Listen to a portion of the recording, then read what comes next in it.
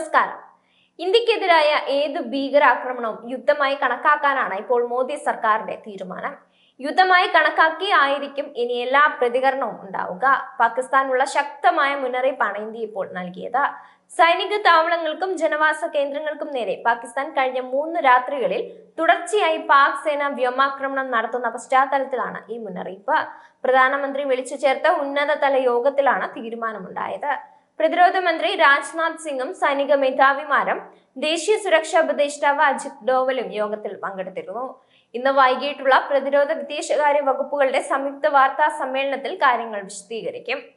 സംഘർഷം രൂക്ഷമാകുന്ന സാഹചര്യത്തിൽ രാജ്യമാകെ കനത്ത ജാഗ്രതാ നിർദ്ദേശം നൽകിയിരിക്കുകയാണ്.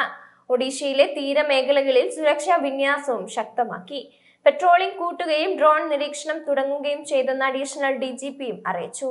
ബീഹാറിലെ നളന്ദയിൽ അടക്കം പുറത്തുനിന്നും വരുന്നവരുടെ തിരിച്ചറിയൽ രേഖ പരിശോധിച്ച ശേഷം ഹോട്ടലുകളിൽ താമസ സൗകര്യം നൽകാവൂ എന്നും നിർദ്ദേശമുണ്ട്.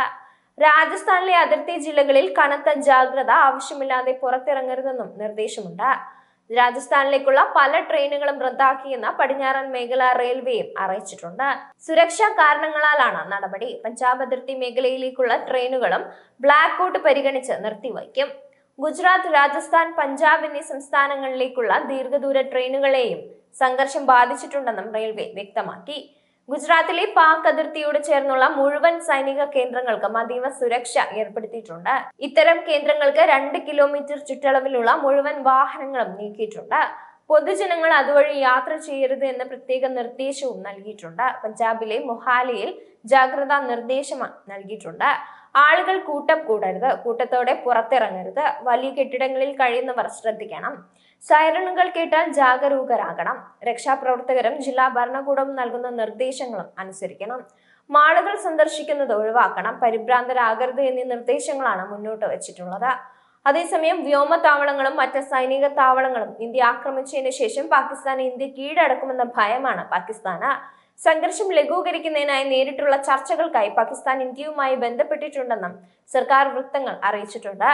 കഴിഞ്ഞ ദിവസം രാത്രി മുതൽ ഇന്ത്യയുടെ വ്യോമസേനയുടെ പ്രതിരോധ ശക്തി കേന്ദ്രമായ കുറഞ്ഞത് 4 പാകിസ്ഥാൻ വ്യോമ താവളങ്ങളെങ്കിലും ഇന്ത്യ ആക്രമിച്ചിട്ടുണ്ട്. പാകിസ്ഥാന്റെ വ്യോമ പ്രതിരോധ സംവിധാനങ്ങളെ ഇന്ത്യ തകർക്കുകയും ലാഹോർ പോലുള്ള പ്രധാന കേന്ദ്രങ്ങളിലെ പ്രധാന സംവിധാനങ്ങളെ നിർവീര്യമാക്കുകയും ചെയ്തിട്ടുണ്ട്.